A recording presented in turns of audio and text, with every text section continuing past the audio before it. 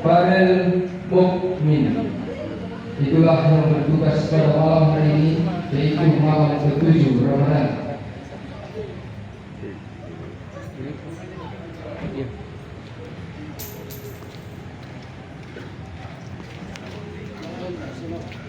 Alhamdulillah, Ustaz yang kita Assalamualaikum ya. Alhamdulillah. Di Masjid Besar Al-Taqwa Berkasih. Selamat datang, Pak Ustaz.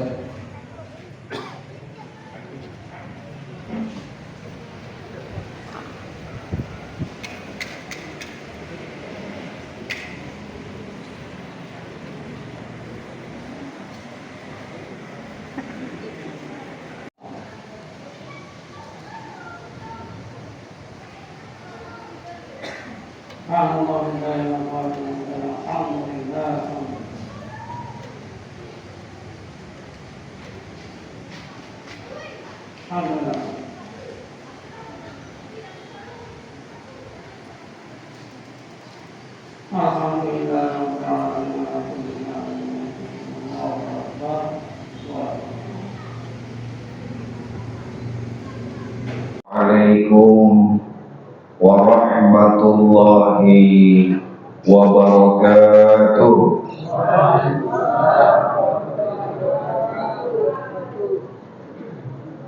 Hamdan wa syukran lillah wa salatan wa salaman ala rasulillah wa ala alihi wa ashabihi wa mawala.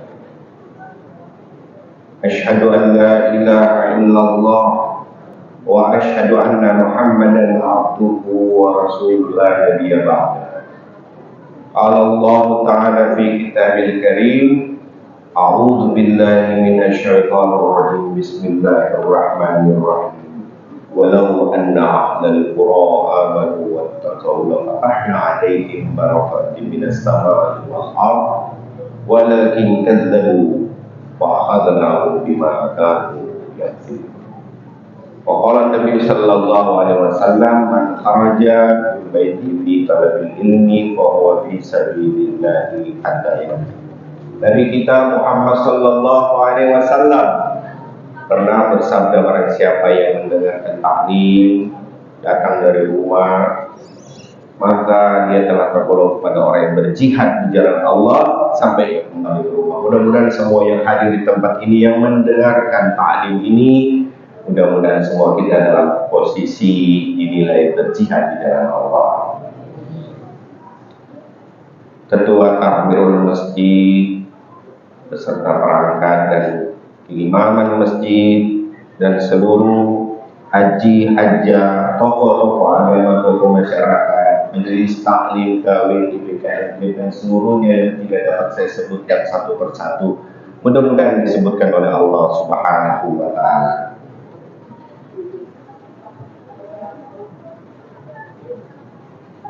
At-taqwa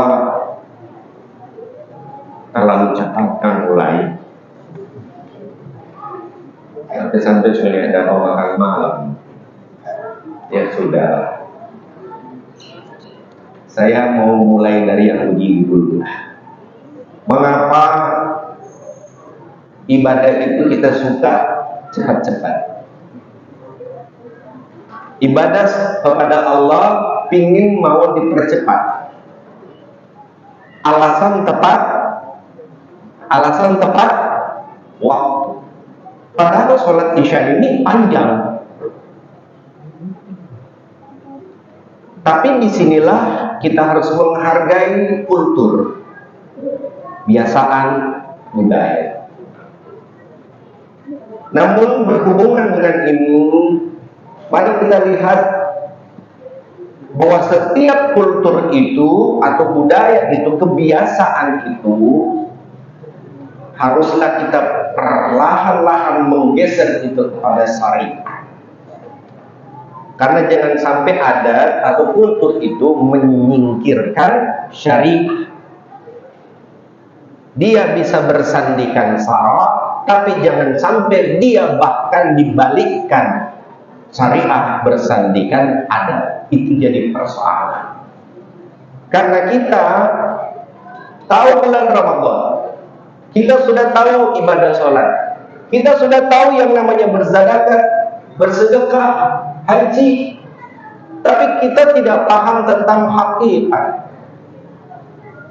Ibadah kepada Allah yang namanya bulan Ramadan setiap tahun yang kita laksanakan ini, perhatikan bahwa kita yakini betul, kita pahami betul, dan kita sadari betul bahwa belum tentu hari esok itu adalah milik kita, dan belum tentu itu menjadi hak kita.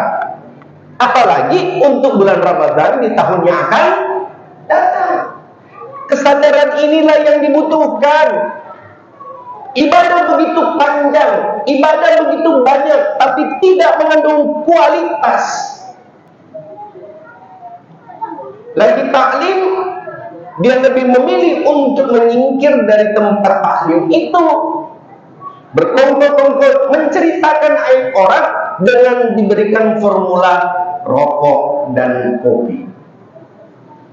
Dan selesai taklim, dia masuk untuk melaksanakan ibadah lanjutan. Saya pikir perlu ini orang disadarkan, tapi jangan dikasari, harus lembut. Karena kalau tidak nanti salah sangka. Bapak Ibu yang dimuliakan dan dicintai, bom itu Bu yang menyebabkan iblis itu keluar dari surga, apalagi orang. Iblis itu makhluk yang disayang oleh Allah, tapi ketika dia sombong keluar dari surga. Apalagi kita ini yang pendatang baru. Masya Allah. Kalau kita tidak bisa mengoreksi ini, lantas bulan Ramadan ini dapat apa kita? Lelah kita, capek kita, tengah malam kita harus bangun. Dahi kita begitu hitam, dengan sujudnya begitu lama, begitu banyak, tapi hasil perbuatan kita nggak mengandung kualitas.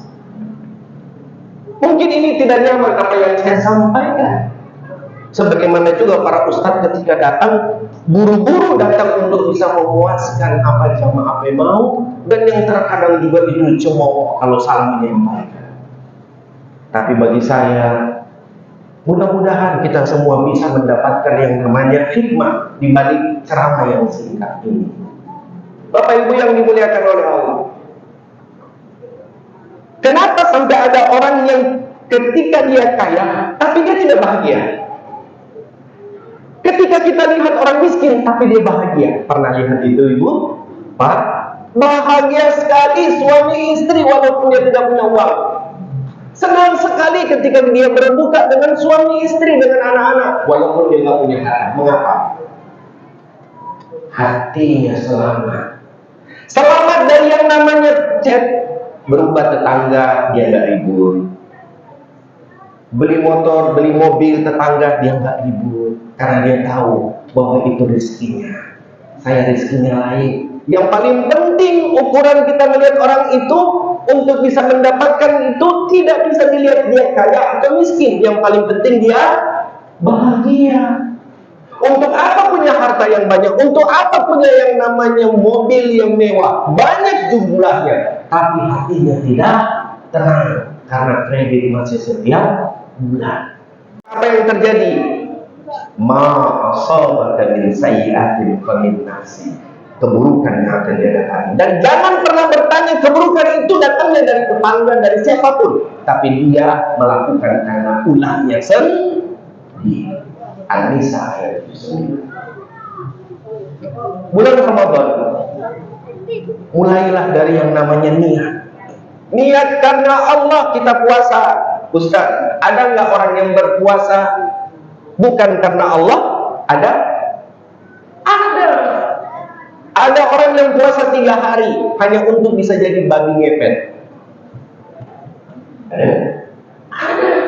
Ada orang yang berpuasa hanya untuk bisa mendapatkan yang namanya kemampuan untuk bisa memelet istri tetangga. Ada?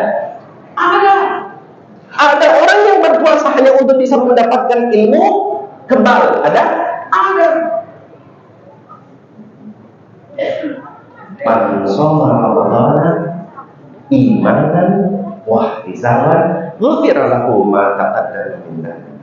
Puasa ini tertolak jikalau dia tidak didasari dengan iman.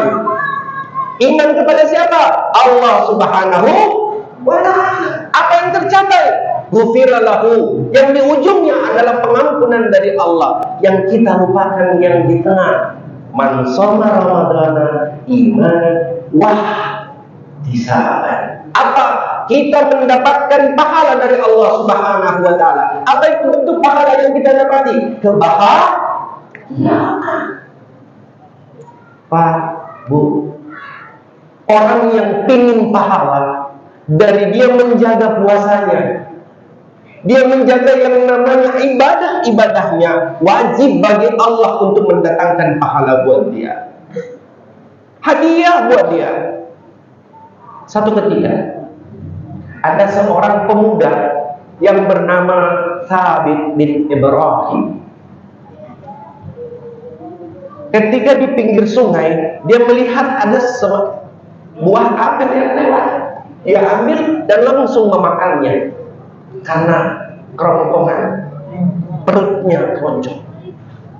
Pada saat itulah seorang yang saleh ini, Thabit bin Ibrahim, ini mengatakan, "Oh, ya Allah, sepotong ini akan menjadi masalah buat saya." Iman bergejolak kalau umpamanya barang subhat, apalagi yang haram itu ketika akan masuk, itu pasti bergejolak seorang yang beriman.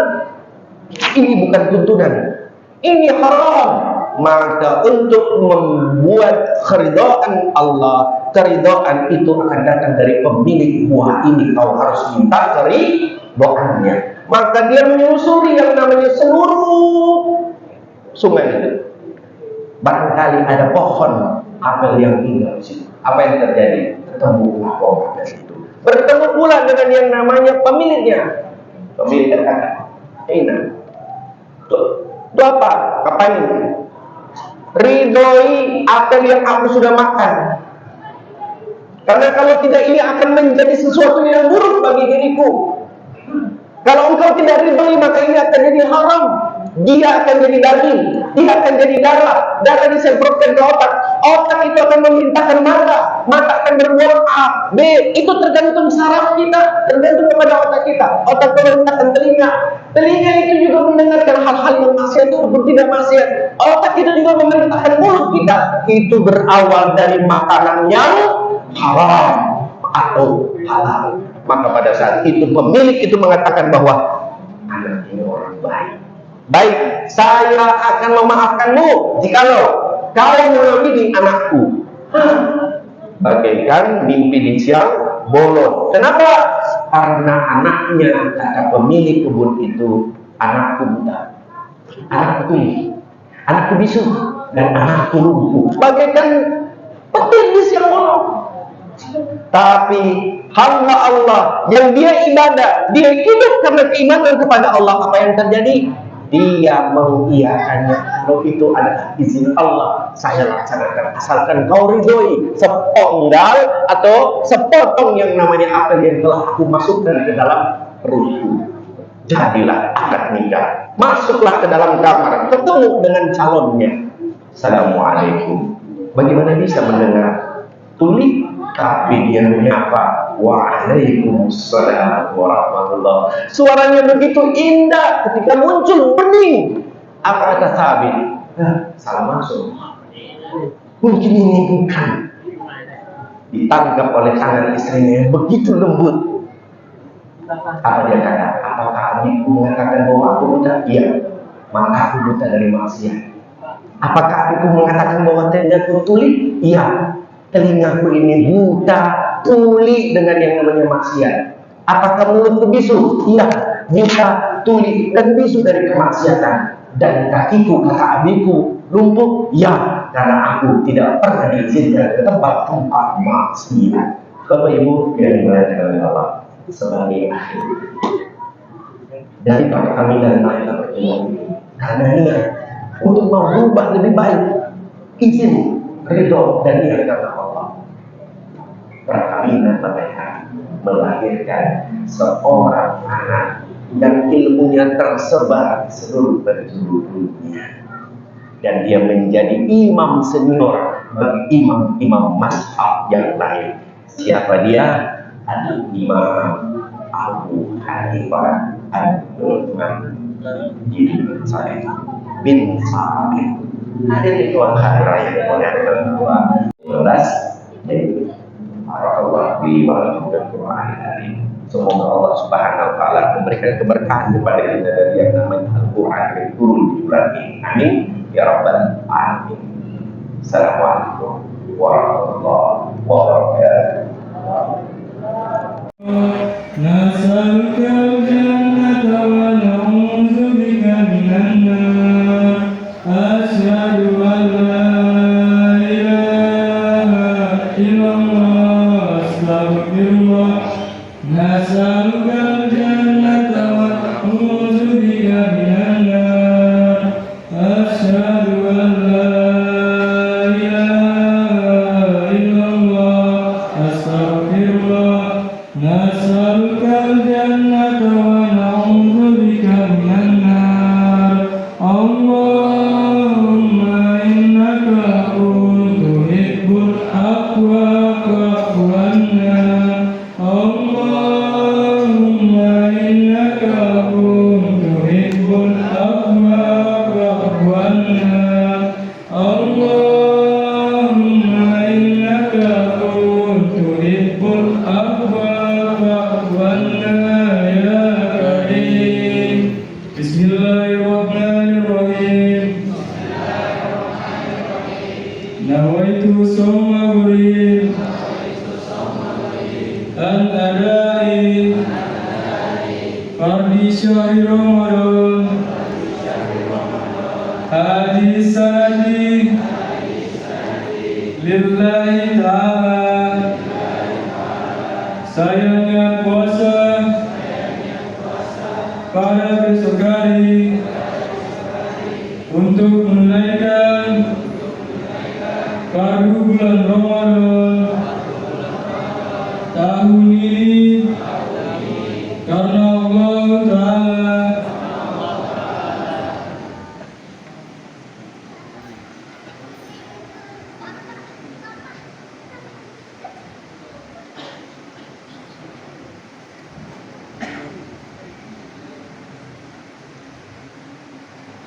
Boleh